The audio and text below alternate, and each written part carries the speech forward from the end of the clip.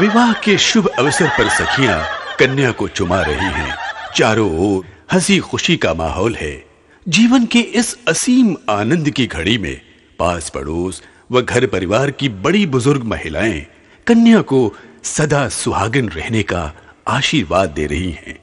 इस मधुर बेला में बाजे गाजे की कर्ण प्रिय तान से सबका हृदय उल्लास में मचल उठा है। सब झूम रही हैं, सबके होठों से चुम चुम की फुलझड़ियां यूं छिटक रही हैं।